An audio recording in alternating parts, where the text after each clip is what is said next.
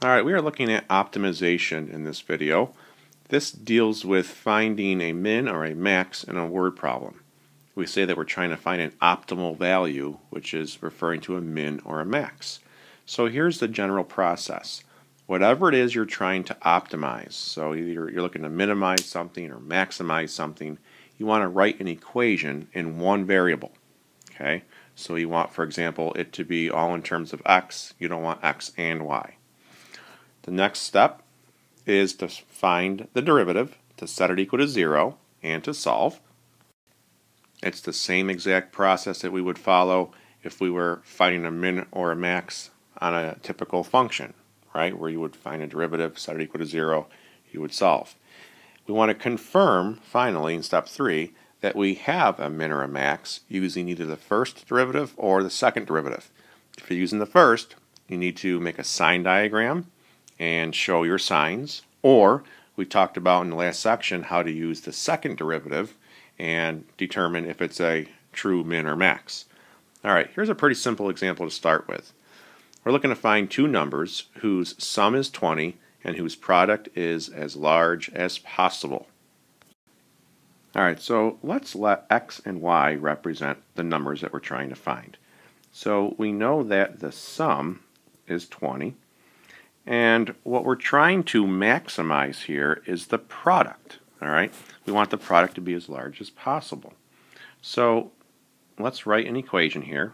The product, which we'll call P, is represented by x and y.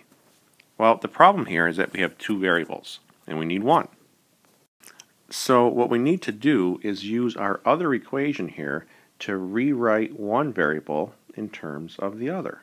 So moving some things around here, we can see very quickly that y is equal to 20 minus x. So let's rewrite our product equation so that it's all in terms of x.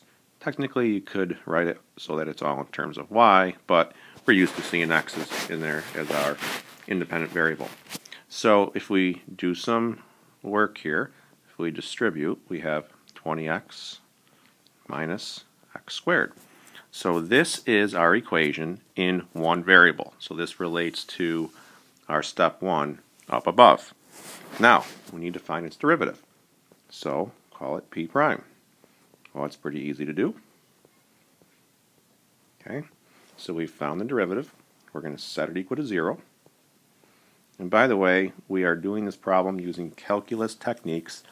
It's certainly possible to just think about it, do some guessing and checking, and to come up with the two numbers, but the point here is to introduce this process using a fairly simple example. So when we solve, we get x equals 10, and very quickly we can find y that would also be 10. So the product would be 100. Alright, so that would give us the largest possible product. Okay. Now, we have to confirm that x equals 10 is really a maximum. Okay, remember we're trying to find the largest possible product, so that's really referring to finding a max value. Okay, so I suggest that you use the second derivative. Okay, the second derivative of this equation would just be -2. Now, recall we said that if we plug in the x value of interest, the one we're trying to confirm is really a max, into our second derivative, notice how, well, it's always a -2. Okay, that's less than 0. So since p double prime of 10 is less than 0, in other words, it's negative, x equals 10 is a maximum. So that's our proof using the second derivative. Again, we avoided using a sign diagram for our first derivative there. Okay, you could have used a sign diagram to prove that it's a max, but it's really important that you have this conclusion written out here, all right, justifying that x equals 10 really is a max. Okay, take a moment to copy down this example, a little more complicated. We're looking to make a rectangular dish, and it's made by cutting squares from the corners of a 25 by 40 centimeter rectangular piece of aluminum. So here is this piece of aluminum, all right, and we know this entire length is 25, this entire length is 40, and if we were to cut out squares, let's say that they each have a side length of x. So the idea is if you were to cut out those squares, you could then fold up those sides to make a three-dimensional rectangular dish. Okay, so hopefully you can visualize cutting out those squares and folding it up. Okay, so the remaining length here, okay, on this side, where the entire length is 25, well, if we cut out those squares, we're left with 25 minus 2x. And the remaining length right here, after we cut out those squares, would be 40 minus 2x. Alright, so go back to the problem. We are looking to maximize the volume. So that means we need an equation for volume, all in terms of one variable. Well, we can get it all in terms of x. We know the height would be x, right? If you were to fold it up, it has a height of x. Alright, one side is 40 minus 2x, and the other side would be 25 minus 2x. Alright, from there, let's clean this up. Alright, so I just did some basic algebra here. First I did FOIL, and it's okay to use a calculator. You'll be allowed to use one for problems with the numbers this big. And then from there, all I did was, after doing FOIL, combine my like terms, so we have negative 130x. Then I distributed an x through there. We can now use our power rule to find our derivative. That's always going to be easier than having to monkey around with your product rule. Okay, so always look to simplify your terms. So now go ahead, find your derivative, set it equal to 0, and solve. Alright, so what I did here was I first found the derivative. I rearranged the terms here so that it's in standard form. So we can take out a 4 as a GCF. We then are left with a tricky trinomial. Again, you can use a calculator here to help you. Alright, we have our factors of 3x minus 50 and x minus 5.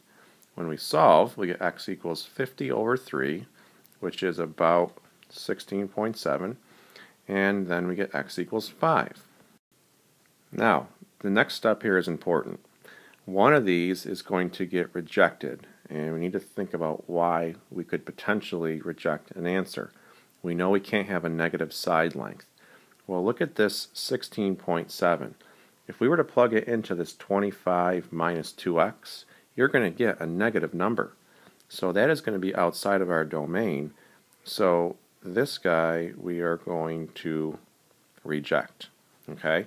So x equals 5 is our only possible answer here.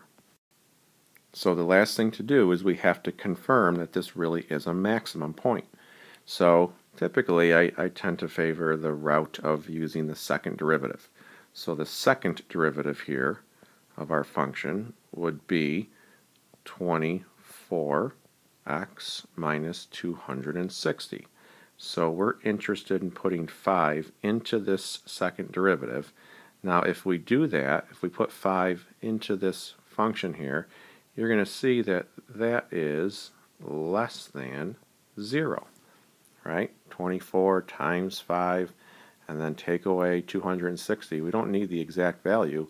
We just need to know if it's positive or negative. All right, that is going to be less than 0.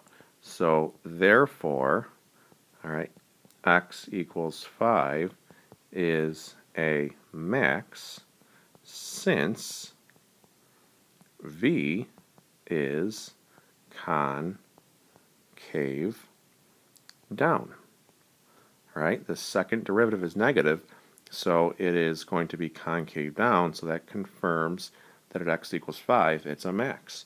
So again, it's absolutely required that you write a little sentence like this summarizing your results. Again, the other option is to use the first derivative and to make a sign diagram. Okay? So, to finish this, what size squares must be cut to maximize the volume? Well, a 5 by 5 square would enable us to maximize our volume.